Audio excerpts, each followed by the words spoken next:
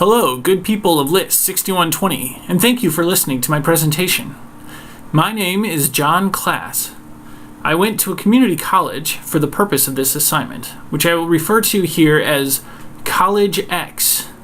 Among the things I learned from that experience was the value of bibliographic classes. College students often underutilize their library services. Causes for this include lack of experience and incorrect assumptions about the information-seeking process. Librarians address these issues through various types of student instruction. Over the years, the model of library instruction has evolved. Orientations are instructions aimed to make students familiar with the library space and are often conducted during new student general orientations. Library instruction is a practice of giving students hands-on applications on how to use specific library tools. Bibliographic instruction and information literacy instruction focus on more broad-ranging sources, as well as the conceptual philosophy of proper information search. The reluctance to engage with library services is often referred to in the literature as library anxiety. This condition takes several forms, including waiting to the last minute to start library research, going for the easiest sources, and failing to engage with library staff. In the case of the community college I visited, the anxiety could be quite high. Many of the contributing factors were present with these students. Library X uses bibliographic instruction courses to give students experience with the library materials and some larger context for research concepts. And these courses take place 20 to 25 times per semester. These sessions last around 2 hours and focus on various levels of library resources. Each course was filled with a professor and their class.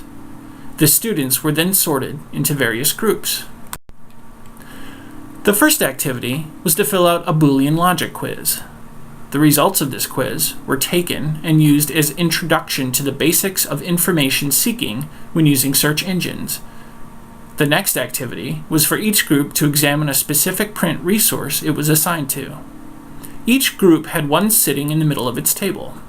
Each group was asked to consider the same kinds of attributes, including authority, format, presentation, currency, and what step along the research process these would prove useful. The next part of the instruction followed on the school catalog. Here, the host walked the students through how to access, search, and retrieve sources from the online catalog. College X used a summon search interface similar to Wayne State University. The instructor mentioned the various databases that could be accessed, as well as how to filter search results. The final section of instruction focused on general web search strategies. This is where she brought back some of the Boolean search terms and how they can be used effectively in a Google search. One theme that emerged from this process was the false equivalence many of the first-year students gave to the various sources. In one example, the instructor asked if a newspaper like the Wall Street Journal was as reliable as some random political website. Many of the students shrugged their shoulders, and one said that maybe the newspaper was slightly more reliable. The instructor then pointed out some of the ways an established print newspaper was almost certainly more trustworthy than a website. Reasons listed were a newspaper has an editor, a legal department, employs professional journalists, and must protect a reputation from libel and slander. College students need help with their research skills. The problem of library anxiety compounds the issues of ignorance of and lack of experience with library services. The attitude and expectation for students must be addressed so students can take better advantage of their library resources. Otherwise, this behavior inevitably leads to last-minute runs to the reference desk the day before a major paper is due. At this point, the reference librarian becomes an emergency responder.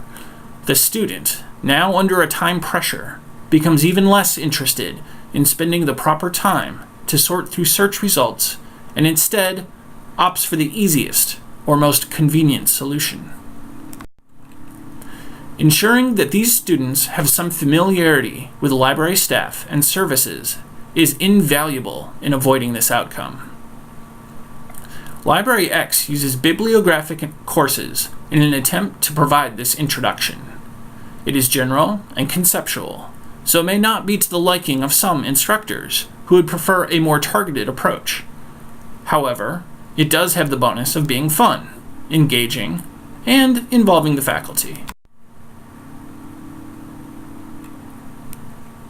Thank you for listening to my presentation.